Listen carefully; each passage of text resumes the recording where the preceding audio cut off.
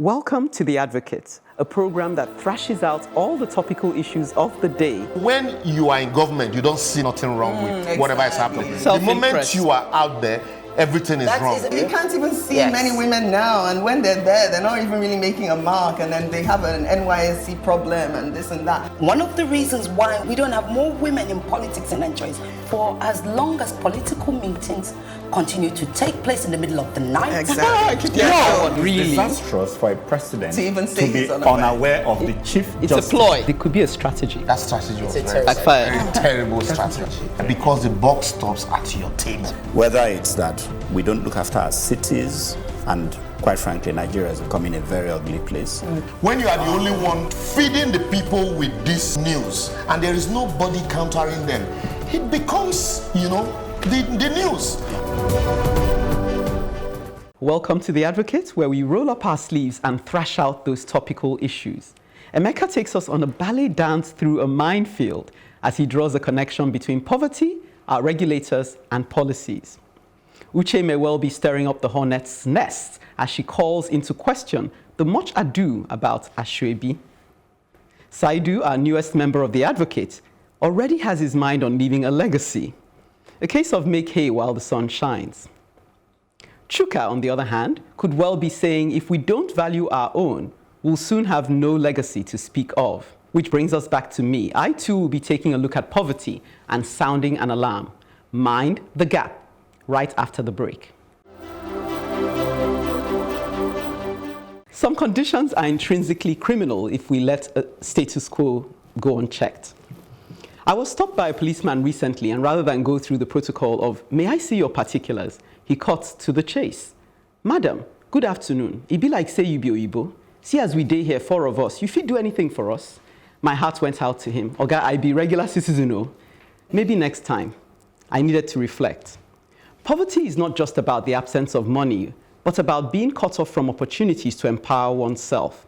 It is a state of helplessness and dependency that no one ought to ever be in.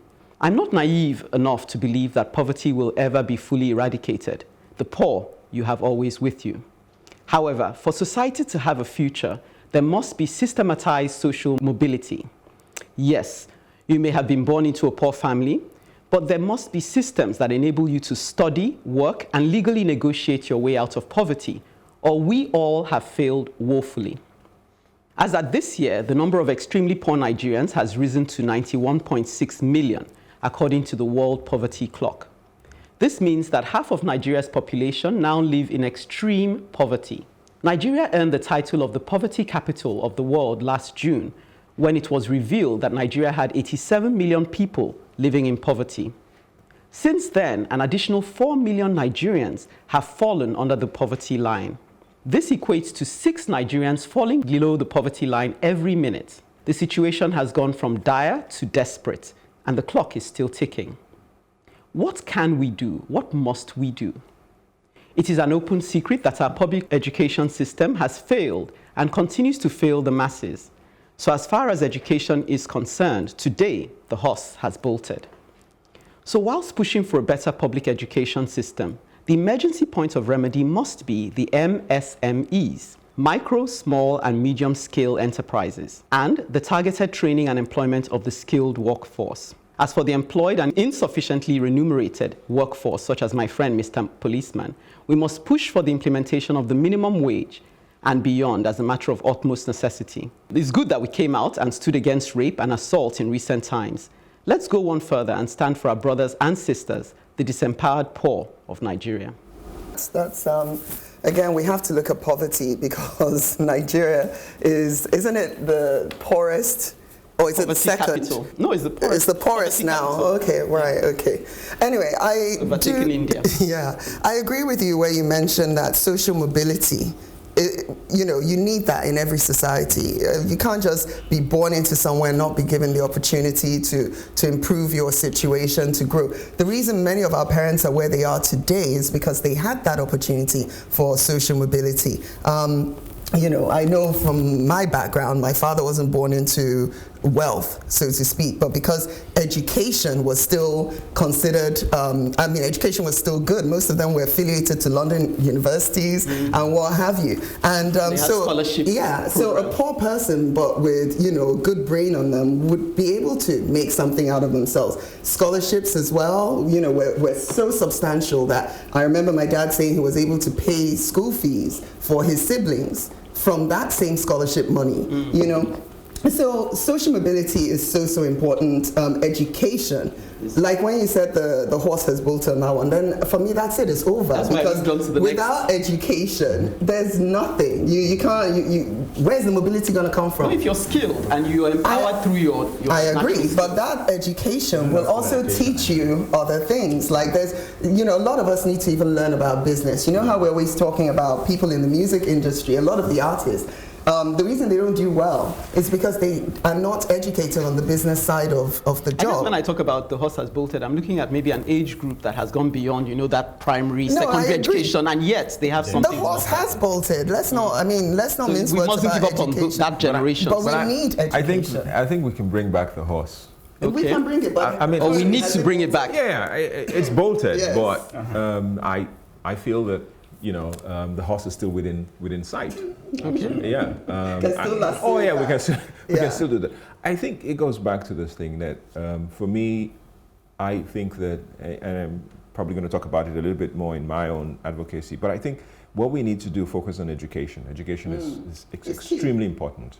If anything else, I think that's what the government should focus attention on more and more. Sorry to interrupt money you, on but education. I'm saying education doesn't have to be primarily about it can be school. vocational. It can be vocational. Yeah, but it's still But educational. education isn't, you know, you can go to the school of life. Yeah. But that we realize that, we all live in Lagos now. Look at the challenge we have in getting even proper artisans, plumbers, electricians.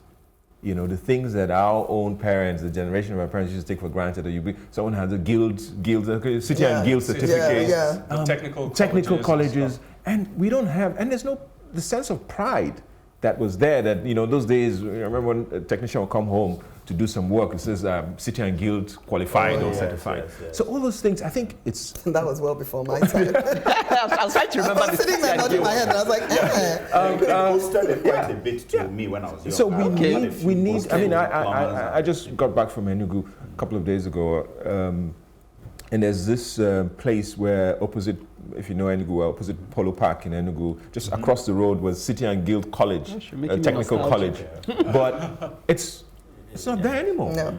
And I think that we need to. If you go to different parts of this country, and I know when people talk about poverty, they try and equate it to a certain geographical, but it's everywhere. Yeah. I come from, just came back from my village, and people just see young boys sitting around doing nothing. Well, why do you think we've moved away from valuing that kind of distinction? For me, I think the solution has to be that, first of all, policymakers and government need to realize that you're not doing anyone a favor. Mm-hmm. You're not doing it because you want them to clap for you. That's the education bit, something like education. You must do it because society needs it. It is for the survival of our society. Mm-hmm. That's why you must do it. Absolutely. And the interest it has to be enlightened self-interest. Because no matter how wealthy you are, no matter how, even if you have $1 billion, you're going to drive on the street. You're going to, your car may be bulletproofed or whatever, but you're going to step out of your car. You're going to go to a party. You're going to go to a funeral. You're going to go somewhere. And actually, it was quite sad for me recently, because I went to a regular function, and the head of the school, as she came out to drive in her car, out came this your pet topic, this Jeep with the mopole entourage. I said, so this is now the standard. We've gone from now this, it's like having a standard where you have the high raised walls with the barbed wire. Now is the standard for an average. We want to shield ourselves. To have an escort. So we want to shield ourselves. It's like anytime I watch a movie of the undead, all the zombie movies, I think of poverty in that sense. Oh wow! Because it's all around us. So we think that we are the ones who you want to survive the zombie apocalypse. It's actually a poverty apocalypse. If you're not careful, that's where you're going to get to. Yeah. Because if there's more people who are poor, who are uneducated, who are angry. That is a recipe for disaster. It is. And everything we must do is to make sure that doesn't happen. I agree. Education is key, and emphasis is not placed on some of these trades we're talking about, carpenters, Now, how many people want to practice? How many people want their children to be carpenters, So you find less and less people being interested in, trades like that because they're not properly trained as they used to be in those days, My own opinion is the government must have policies, targeted policies to address bottlenecks that we have. Those key areas, not everybody that'll be engineers or doctors. Absolutely, We need carpenters, but if you're going to be a carpenter, then you better learn how to, get skilled and get properly, certified. So, and that would encourage more people to go into this various areas. That would give them dignity, because if they actually get certified and they now take it seriously, because most people would just come out and they tinker and they call themselves. Absolutely. Yeah, but I think it's a deliberate action, the It must be destruction something of I have to put it out there. I mean, because it should be clear to everybody that anybody that does not invest in education and watches education deteriorate to the level that it has today is an enemy of progress. Yeah. And, they should be told that that's what they are. It's too deliberate. I mean, you don't watch education just fall apart. Look how schools now. Yeah. Oh, well, yeah. You know the saying, give a man a fish and you feed him for a day. Yeah. Teach a man to fish and you feed him for a lifetime. Emeka looks at our culture of poverty from a regulations and policies perspective after the break. Welcome to The Advocate, a program that thrashes out all the topical issues of the day. When you are in government, you don't see nothing wrong with whatever is happening. The moment you are out there, everything is wrong. You can't even see many women now, and when they're there, they're not even really making a mark, and then they have an NYSC problem and this and that. One of the reasons why we don't have more women in politics in Nigeria is for as long as political meetings continue to take place in the middle of the night. Exactly. No, really. It's disastrous for a president To even say be he's unaware. unaware of the chief It's justice. a ploy. It could be a strategy. That strategy was Backfired. terrible strategy, because the buck stops at your table. Whether it's that we don't look after our cities, and quite frankly, Nigeria is becoming a very ugly place.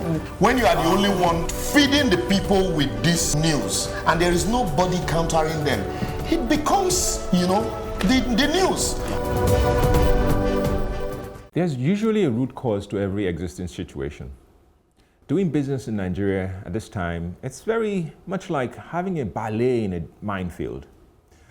Warring tales of government policies and a regulatory mindset, which is squarely set in a mindset of scarcity, and rent is hurting businesses. Yes, government appears to be taking steps to ease the pace of business registration, but on the other hand, we have rent-seeking policies set up to extract blood from businesses. Just recently, notable businessman and ex-banker, Mr. Saidu, chided his peers and government over the same issue. Today, success in business requires not just capital, but a combination of capacity, skill, nuanced approach, and a network of relationships that enable the successful navigation of increasingly complex maze of issues. However, when facing an army of regulators handcuffed to a rentier, extractive mindset, no matter how smart or how much capital you raise, against this kind of people, you will fail.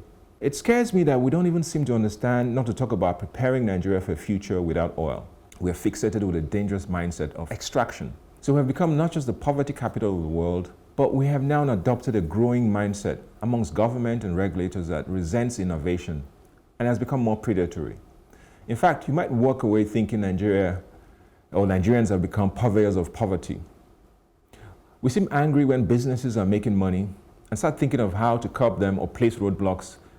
It appears that the Nigerian state has become better at continually improvising ways of extracting more rent from its citizens, with more levies and taxes, without any commensurate value in standard of living. More and more taxes and levies on anything that moves or is incapable of moving. Unless you have the means or connections to fight off the tentacles of the state. The slightest whiff of a business making money or pushing some kind of innovation, agents of government will appear with a new tax claim or policies that is aimed at extracting rent. It is almost like now you have to pay a tax for thinking about a solution. You pay for not doing anything to. So it appears you just can't win. A few days ago, a Twitter user shared images of a number of levies and permits they had to obtain to do a delivery business in Zamfara State. this is really a problem. So the state has nurtured on years of oil rent to collect without giving back value. The truth is, and I have to say this though, there might be islands of efficiency, and we see this happening within government, but they're surrounded by a rising sea of inefficiency and unconcern. So whilst India, China, and Malaysia, Vietnam even are moving more people out of poverty by adopting business-friendly policies, our own policymakers seem more concerned with how much they can extract from the profits of private businesses. So are we double doomed as a rising population is outstripping GDP growth? It appears that our next biggest export after oil may be misery if we remain this uncompetitive. I fear that if we do not curb our overactive enthusiasm to extract rent from businesses and innovation, we will never come out of this vicious cycle of poverty, and Nigeria will essentially bleed to death. I just want to say, which came first, the chicken or the egg? Because I'm still mulling over what Uche said about deliberate strategy to keep people impoverished, if you don't invest in education. And I find it doesn't even have to be deliberate. It could just be through neglect. Yeah. Because if you take a microcosm, most of us have worked in institutions where you don't have to necessarily want to be neglectful or wasteful. But because everyone has this psychology of, well, everybody is doing it, it drags down. It's almost like there's an unspoken rule that don't overdo it, just take a little for yourself. So even though you call them government agents, they're human beings who, and the government isn't sending them there to do that, they're doing it for themselves, as far as I understand. So a lot of times you're in an environment, because we're discussing before this program, and I said, look, there's a hustle mentality out there. Someone can let you in, but they drive faster to block you. There's a psychology that you said that the national cake isn't enough to go around. So people are trapped in a certain mindset where they're hustling for themselves and they don't really see the bigger picture. So I don't think it has to even be some kind of agenda by the government. You're actually finding it's almost like they're trying very hard to hold the dam back. You have certain people who may want to do some good. I'm just putting this forward, But because the system is already in a corrupt descent, you would have to be ready to lay your life down, stand in front of the juggernaut, so to speak, and say, look, I'll give my life to make a point that thus far and no more. So we're really on that role. The psychology of the average Nigerian, when you talk to them, is like, look, I won't kill myself. And so they're already cutting corners, even in the way they behave on a daily basis, driving, attitudes to all kinds of things. Nobody's wanting to stand up for what is right and go the extra mile because they feel as if Nigeria is doomed. You take anything, football, anything we do, there's a psychology in which nobody is ready to be excellent in it, because by being excellent, you stand out and you look like you've come from somewhere else. Can I come in? Where you've said you don't really think it's necessarily strategic or whatever. I think it is. It's the default mode now. Because it's about investment. It's about how much money the government invests in these areas. Now, when you compare how much is spent in education and health compared to other areas, like, some groups can just wake up and suddenly they get like 100 billion naira sent to them. But you look at what is being spent for education, and you know that there isn't a deliberate policy that is trying to improve education. Now, what you're discussing where, they're just throwing little morsels out at education. So they'll say, okay, we will give them lunch or whatever it is. But go and look at the state of the schools. Let me just propose, and I'm not saying I have all the insider knowledge, but I'm saying, what if there were this cabal that we keep hearing about that have invested interest in certain areas, and if you touch it, like we all know that most people have said that subsidy, if you remove it, is better for the economy. But touch it now, see if you can touch it. Which government is brave enough to try that and not be the most unpopular with your life on the line? So there are many things that for you to reverse what is already in place, feeding a very small minority, you're literally going to make yourself a martyr. I think so. This is why I didn't capture this enough in my advocacy. There is this scarcity mentality. You talked about as if you're driving, as if the road will finish. So I have to cut off because if I don't do that, something will happen. Or I have to hustle, I have to take this because you're afraid that the thing will finish. You're standing in a line at the airport or anywhere. I think it's that poverty mentality. I see it as almost the same thing, scarcity and poverty. So we have to hustle, we have to try and get anything. But it's also the same thing in how government reacts, that we just keep taking. Yeah. But I think that it's a mental thing that government has to see that, okay, why don't we allow creation first rather than taking? And because what government takes is only for the benefit of government. Exactly. So you buy a big new Jeep.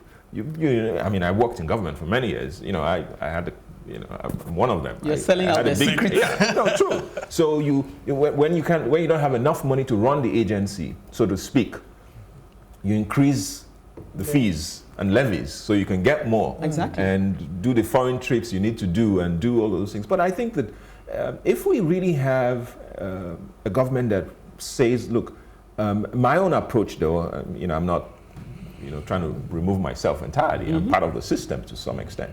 But I also have this mindset that, look, let's allow the creation of wealth. Let's allow innovation to flourish. When it flourishes, then we can now take. But first thing is to allow it. Yeah, even the way you take, you gotta take. You can't take. I mean, your advocacy is so important to me because I run a small business as well, and come the end of our financial year, that's when you really get hit. So suddenly you're hearing about all manner of things. There's education tax. For those of you that don't know, that we pay education tax, but do you see any evidence of it? No. So we're paying all manner of things, and you just ask yourself, but what do I get from this? And then it stifles us because even sometimes we haven't even made the kind of money that we're required to pay out in taxes. But if you don't pay those taxes, then your company won't be able to operate in its full capacity. Or you're actually not meant to really operate, but many Nigerians go around the system.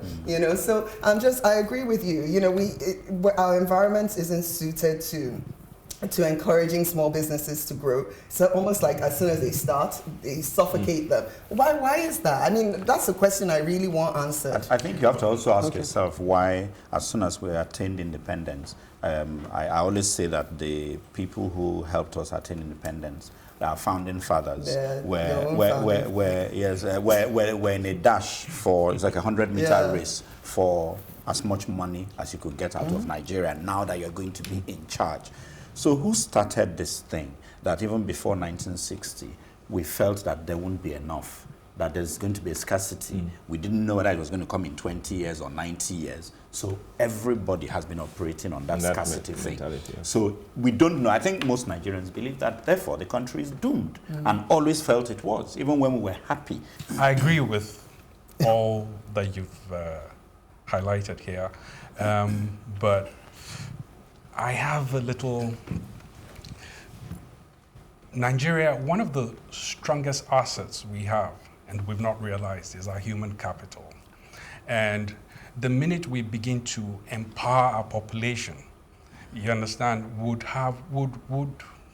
have need for the extractive resources that we have. Recently, I think there was a data that was released that diaspora remittance was about $22 billion, and the revenue from oil was just about half of that. So we're not really focusing on the important things, and I think there's a whole lot that needs to be done. Government needs to look at the bottlenecks and find solutions, and pay less attention on those non-essential things like oil and other areas. You won't convince them. Well, I see no point in beating around the bush when it comes to matters like the one we've just discussed. Uche is set to instruct us in a different matter after the break. You're watching The Advocate on Plus TV Africa. Follow is often not the best policy. No party or event in Nigeria is complete without the wearing of uniform fabrics, more commonly known as Aso Ebi. Though Aso Ebi originated from the Yorubas, it has been adopted by other tribes and is now firmly entrenched in Nigerian society culture. Aso Ebi is now regularly worn at all manner of events and functions. A certain southeastern governor and his cohorts are well known for wearing Aso Ebi with his image on official assignment. The custom is this: a celebrant combs the market for a cheap but deceptively expensive looking fabric, sells to friends and well-wishers with, say, 50% inflation in the name of wanting to share gifts of appreciation to those who share in the purchase of the fabric, only to distribute cheap matchboxes with matches inside, of course, plastic hand fans, toilet soaps, noodles, packs, and others of such articles, the cost of which is in no way close to the profits made from the sale of the cloths. I have never been a fan of this practice. I don't like being required to wear any sort of uniform. I rarely attend costume or themed parties, and if I do, I wear what I please. So it was a rude shock to my system on returning to Nigeria to discover that every invitation came with its very own AsoEbi, which you were expected to purchase. Now, depending on the class of celebrant, the cost of AsoEbi can range from 2,500 naira to 55,000 naira, or even more in some cases. Many reasons have been put forward as the rationale behind this practice. To some, the purchase of a selected AsoEbi fabric is a way for an individual to assure the celebrants of their unflinching support. The support becomes more demonstrated when such an individual attends the party or occasion proudly in the AsoEbi. By inflating the cost of the fabric, the celebrants are expected to recoup most of their costs, especially in the provision of food and drinks. AsoEbi appeals very much to the average Nigerian because it satisfies our innate desire to display class and affluence at every given opportunity, and of course, our need to belong. It is a way of separating the boys from the men and also helps to add color and pageantry to occasions. While I'm not condemning the practice, there is need to apply some sanity to it. The premium importance of AsoEbi should be downplayed more than it presently is in our society. An outfit that is often worn just once and loses its value almost immediately shouldn't be afforded such importance. This way, the craziness that usually comes with it, and oh yes, there is craziness, should be lessened. One of such craziness is the aspersions which people readily pass on individuals who refuse to partake in the purchase and wearing of AsoEbi. Under no sane condition should people who do not buy AsoEbi, maybe due to personal conviction, philosophy, principle, or financial inability, be seen or regarded as antisocial or enemies of progress. These individuals should not be misunderstood as being ones who do not give support or solidarity to the celebrants. Cases abound where people who do not appear in uniform are treated differently by party organizers. They're usually not served the same food as people who bought AsoEbi, and this fear of such treatment has led many to take loans to ensure they have this AsoEbi. Now, that can't be right.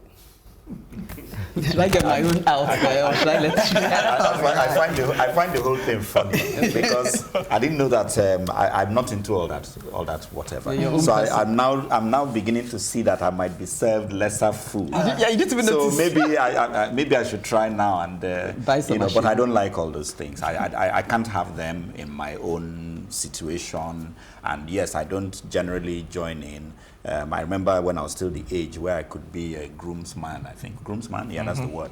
And they would say, this is the cap where you want to sew your cap. And of course, I would come with my red cap, because, always. Always. And I made it, and so I trumped up the red cap to mean that, I can't remove this cap. There's just no way. So sorry, guys. Maybe it was a Yoruba event, my brand. For instance. It's not a brand. It's almost as if I go anywhere traditional without this cap, something might happen to me. Oh, dear. And perhaps even to you, who am your groomsman. So I have to stick to my tradition. And then, of course, I'll become, and I became the star of the day. So whereas, on what you're saying seems to make sense, but you know what it reminds me of? It reminds me of the time Irati did this thing about where she was saying, let mothers have their day. And you said, please do your own. Well, for me, it's a non-starter in that same way, because if you have friends who are so superficial that they'll give you less food, then you just, what are you doing with such friends anyway? For me, I don't mind the AsoEbi from the angle of it providing, because Chuka's topic will now come and say, we don't promote our own. I like it promoting our own. Yeah, right. I love my Nigerian Ankara and stuff. And when I thought of it, I thought, okay, there's an event coming up, and it would have given me headache to think of what to wear, but now I have AsoEbi. Thank goodness. I don't have to stress myself. I'll just wear my AsoEbi, and everybody will be happy, because otherwise the stress of trying to put something together, AsoEbi just gives me a cover for that. So I think at the end of the day, it's down to the individual. You need to look at yourself and say, to what extent do I want to buy into this culture or buy out? It's not going to go anywhere anytime soon. Personally, I don't have any problem with AsoEbi, but I don't subscribe to the exorbitant fees and then the stereotyping that comes with people that are not interested in buying. You should be, there's no compulsion. If you're not interested, then you should not be discriminated against. But of course, Nigeria, we like to, uniform, and the South is the thing, that togetherness, the extended family culture that we practice here, But, that cost, exorbitant cost, and the class that comes with it, that's the problem I have. I think that we need to probably just look at the history, the genesis Origins, of AsoEbi. Like Saidu said, it's about being together, being identified. So you look at how it started, different families, especially extended families. Even friends to an extent. Yeah, so you look at it in that sense. We as a group, we've come to celebrate with you. So people want to show solidarity, and solidarity in a group sense. This is a good thing. I like the sense of that togetherness that it gives. But like everyone has said, it's when you turn it into some kind of elitist status symbol, and you're trying to make the other person feel less or inferior. That's where there's a problem. But I also think that it goes down to the individual. If you let yourself be, and I do know we live in the age of Instagram and social, where everybody wants to be. It's like you're acting. You want to be like you're not, and so a lot of people will go take a loan and do all of those things and then starve later.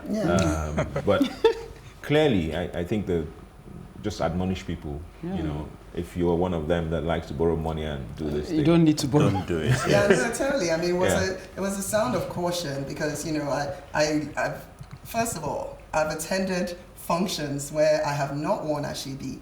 And this very treatment that I described in my... So you got less food?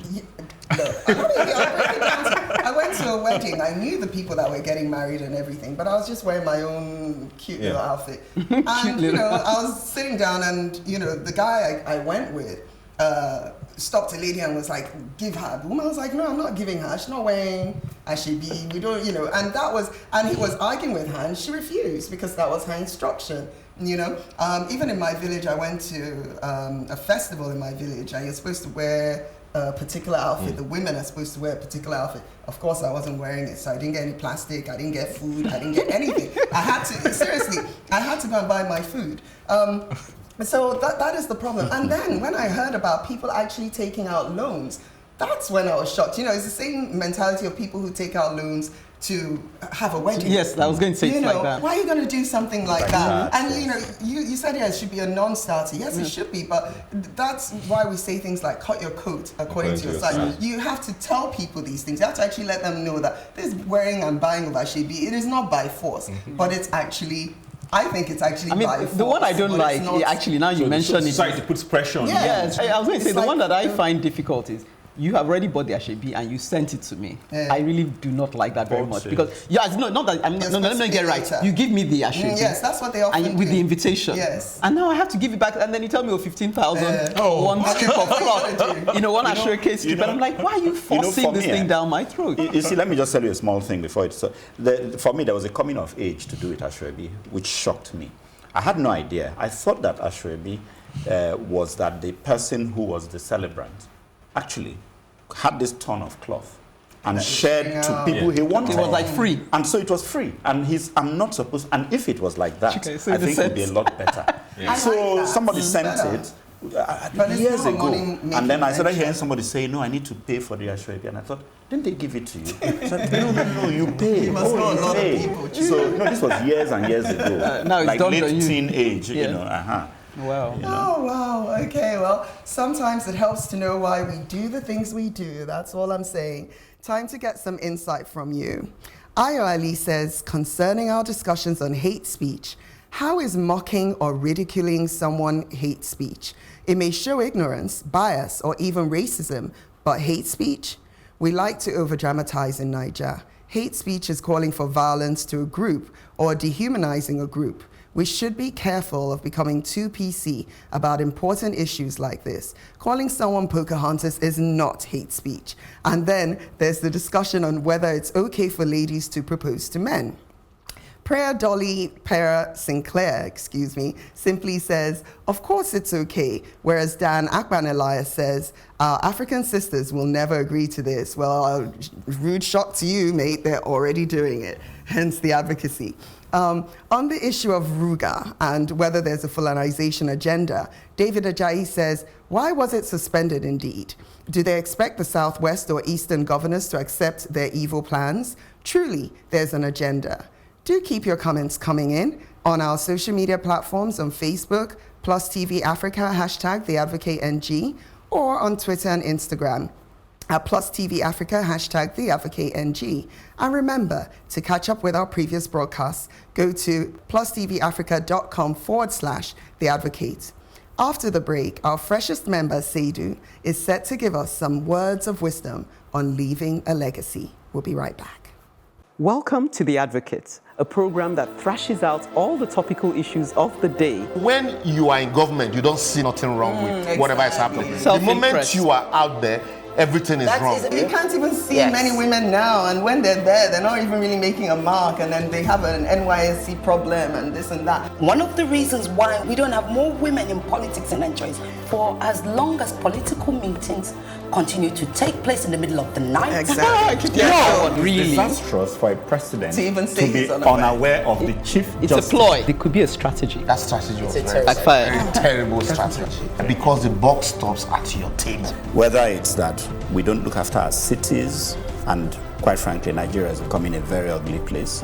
When you are the only one feeding the people with this news, and there is nobody countering them, it becomes, the news. What is your purpose? Why are we here? If today was your funeral, what would the people milling around say about you? Be judged not by the number of dollars I made, but by the number of lives I made better. You can find purpose in your talent or that which you love, and you can also find purpose in your pain. I was at a friend's funeral a few days ago, and I was amazed at the stories people shared about her. She had impacted their lives.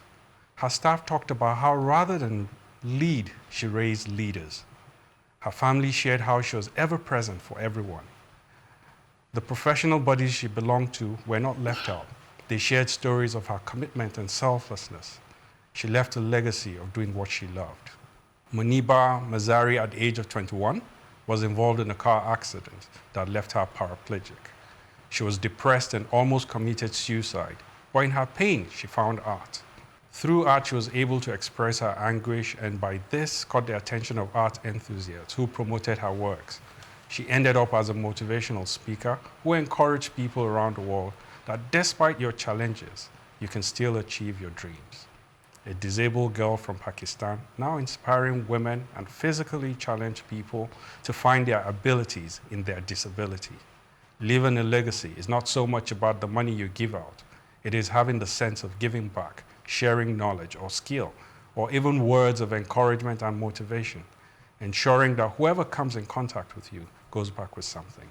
You can decide how you want to be remembered today. Thank you, Saidu. I think that this is very personal. This particular advocacy I really like, because I think it also harkens back to all that we've talked about today. It's about having a sense that you're not alone, and you should care for others, and you should look out for the interests of others.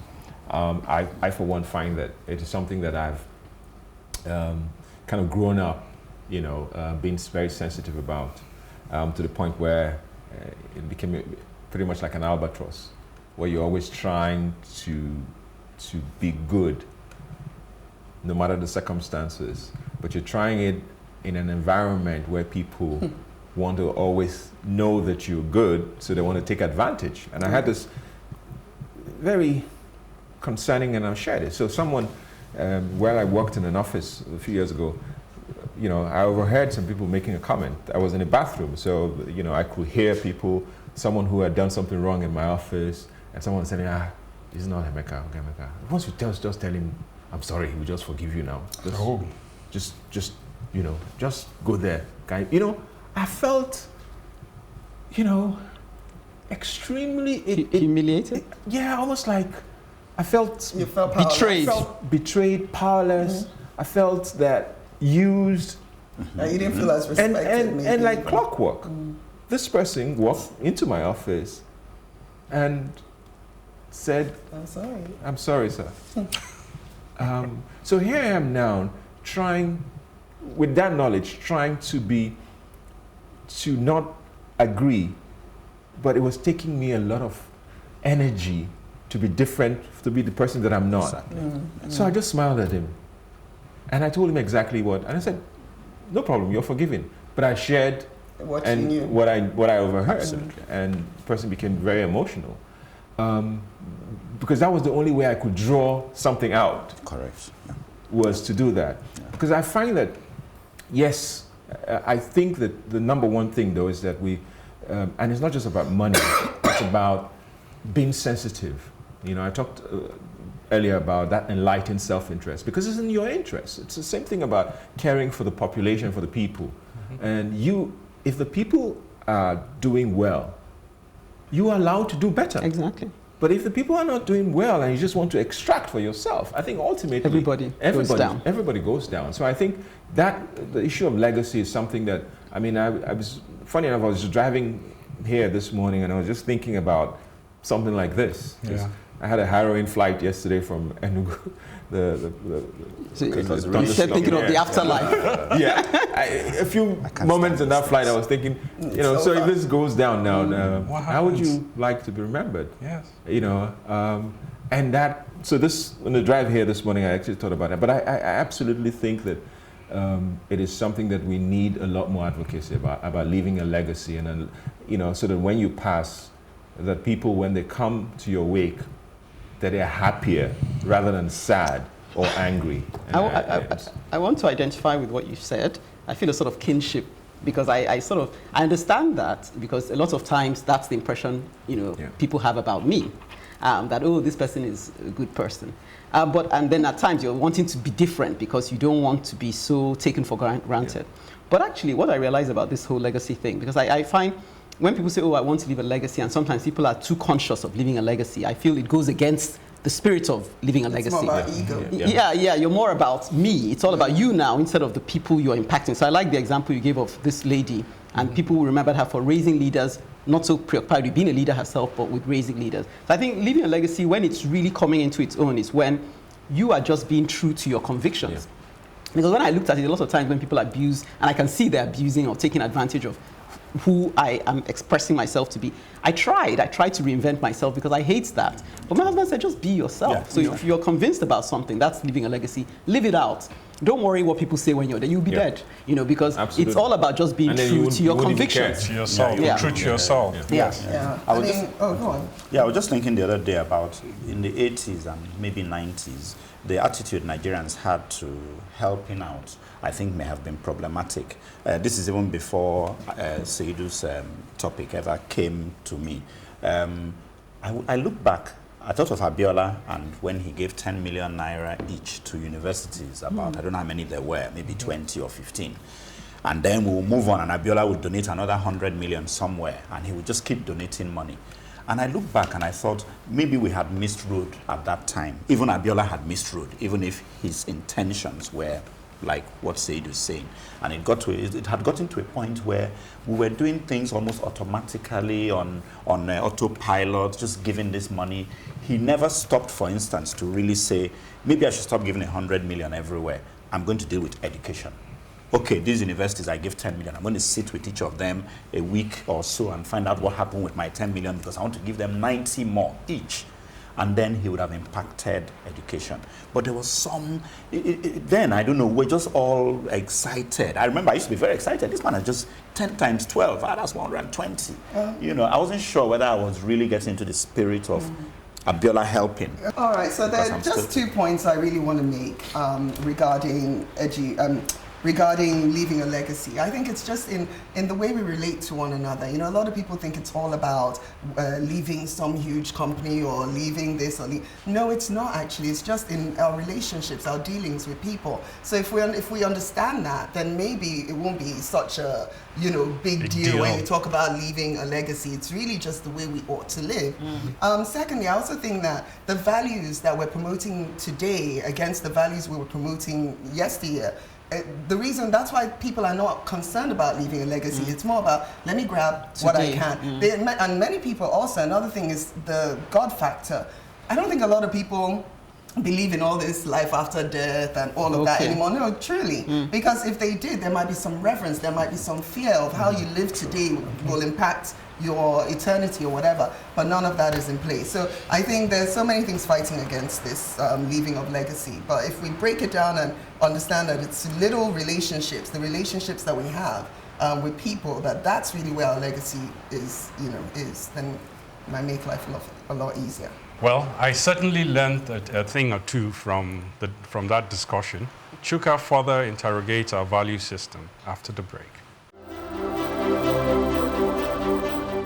Our choices can be said to be a reflection of how we see ourselves. Inferiority complex in Nigeria has been around for so long, it feels like a part of our makeup. The desire to procure items of foreign origin over indigenous ones. It is not uncommon for Nigerians to want design work from white foreign firms over their Nigerian counterparts. Let's look at National Theatre in Lagos. Designed about 1974 by a Bulgarian company, Techno Expostroy, for Yakubu Gowon's government for Festac 77, the Festival of Black Arts and Culture. Such a noble and important event would have gone down better with a theatre complex designed by such Nigerian architects as JSK McGregor or Alex Ekweme.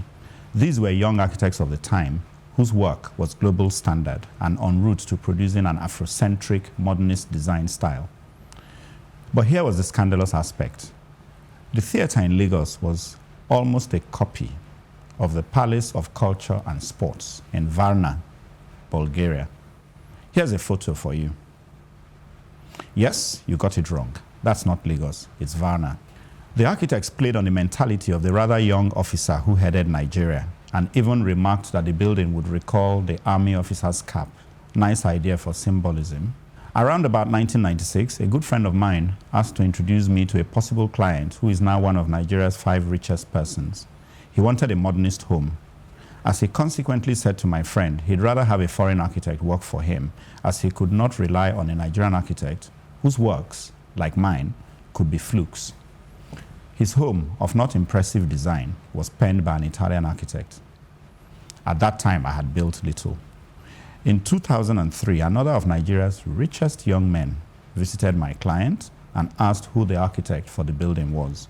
My client answered him that it had been designed by a Malaysian architect friend of his.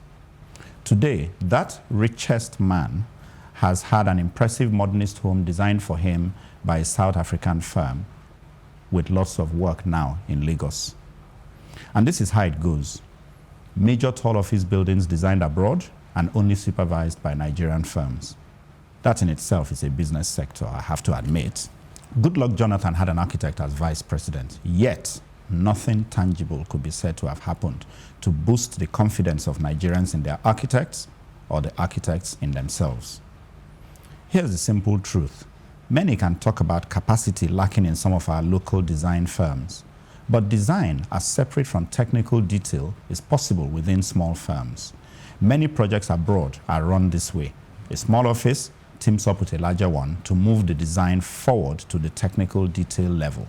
If we continue on this path, we will not develop our own people and workforce or eventually rise above the mediocrity that persists from decade to decade.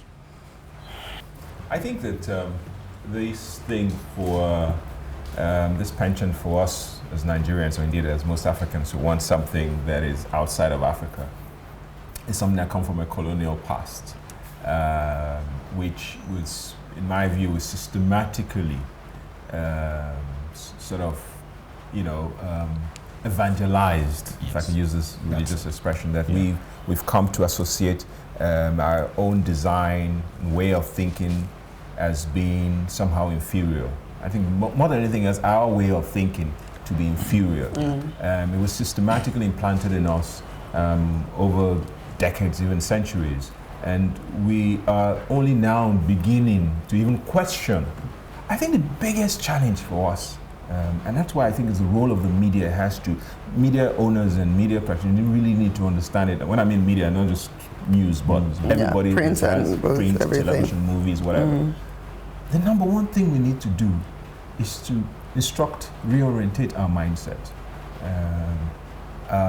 When I work in the film industry, I often use this quote by William Mays, the first person who started censorship in America, and he said, if we were able to sell American ideology to the world, he made this in 1923, the whole world will love America.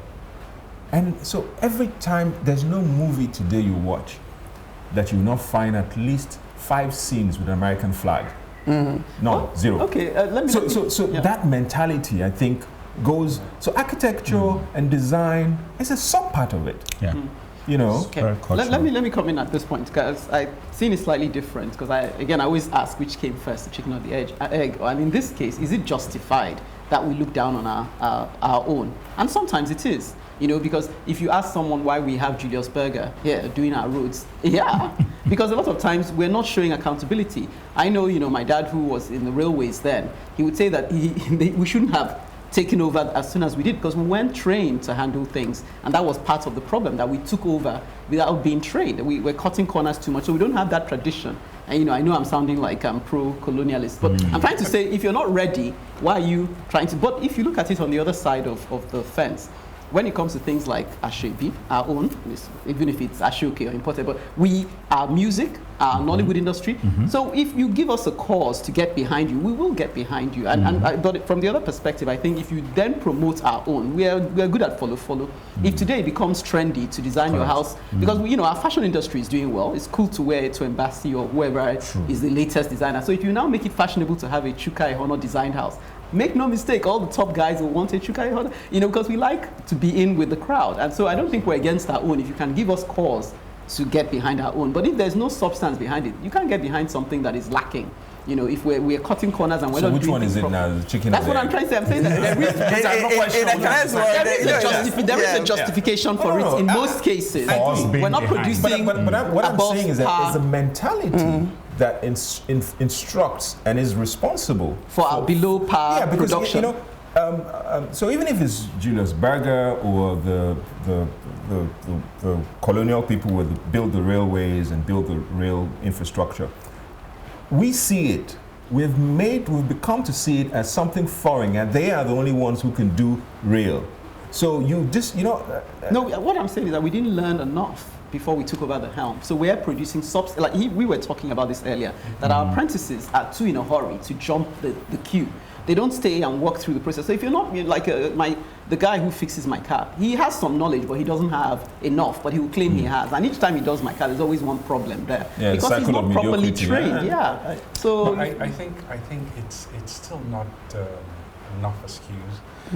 As a country, we should have policies, if we're going to inherit, some of those things, we should train people. If we need to have a program where we send engineers to go understudy, how would best utilize our deposits in Ondo, for instance, such that the universities, when they come back, we can, engineer something that would be locally produced. This is long-term. We could say over 10 years. We have a program that we now have professionals who would use those resources. What it will do is it will create local content for us. Research and development will be ongoing, and we have local resources. So it's completely under our control. So we just can't sit back and assume that, we'll never get there. If we don't make that move, what happened to all the lovely architectural design we had in the north? You see architectural designs from the north. Which is actually you could tell from the region, and these are all tied to the weather, the terrain, and all of those things. We've not developed, these designs over time, and if you don't sell that, nobody will buy it. I think we can't blame government 100%. No, I won't blame government. I think we're lucky we're in a period of Afrocentrism now. That's and true. so we have to, as much as possible, within this time, Take push advantage. all we can before the window, or what did they say, before the thing closes. Fashion cycle changes. Yes, and then get it away from being part of fashion cycle, so it becomes the thing. Yeah. Then you can close the window, but we're already In it, Afrocentricized or whatever. I think education is really the major problem here. Because we know what schools or what vocational schools that our people go through, we can't trust that they're going to produce the kind. No, it's true. You can't really trust that they're going to produce that kind of work. the source. And often, when they do produce that level of work, it's almost the same cost as maybe getting what is considered the original. Because, it's true. But You know, Because so much more. You have rough edges initially. No, which I agree, Keep but going, like we'll get this better at man it. that Chuka mentioned actually wanted, again, it was more for status symbol purposes, I believe. I think he wanted to say, oh, my house was built by, an Of course it was. Italian Yes, or it's whatever. status symbol, yeah. Exactly. Yeah, that's the inferiority That's the complex. inferiority complex we're talking about here. But education is really it. If I could trust that the person coming to do my work Was well trained. and I'll be willing to pay them what they Deserve. what they deserve. Yeah. But because that it's just some guy who's tinkered with your engines or whatever, when he comes and he's charging whatever, you're going to argue that price right down to the bare minimum because you don't actually place any You value may even on pay his... double to get a foreign. Exactly. Yes. And then also we know that we cut corners as well. So, most people would rather go to somewhere where it's accountable, where they can actually, than with someone that says, oh, well, we ran out of wood. And I'll give you an illustration I came across the other day. There's a British guy who is doing publishing here in Nigeria. And he says, to his amazement, a lot of the Nigerian textbooks that are published here, he says up to 90% with imported material. Whereas he's set up in Oba here in Lagos. And he does everything 100%. And nobody's he gonna publishes trust magazines, all the glossy ones. And he's doing his business 100% because I was surprised that he's able to do that efficiently here in Nigeria. And so we come to the end of another packed and potent edition. Let's keep the conversation going on our social media platforms. On Facebook, Plus TV Africa, #TheAdvocateNG, or on Twitter and Instagram, at Plus TV Africa, TheAdvocateNG. So, until next week, same time, fresh topics, let's keep advocating for a better society. Bye. Bye. Welcome to The Advocate, a program that thrashes out all the topical issues of the day. When you are in government, you don't see nothing wrong with whatever is happening. The moment Self-interest. you are out there, everything is wrong. You can't even see many women now, and when they're there, they're not even really making a mark, and then they have an NYSC problem and this and that. One of the reasons why we don't have more women in politics in Nigeria is for as long as political meetings continue to take place in the middle of the night. Exactly. No, really. Disastrous for a president To even say be he's unaware. unaware of the chief It's justice. a ploy. It could be a strategy. That strategy was very Backfired. terrible strategy because the buck stops at your table. Whether it's that we don't look after our cities, and quite frankly, Nigeria is becoming a very ugly place. When you are the only one feeding the people with this news and there is nobody countering them, it becomes, the news.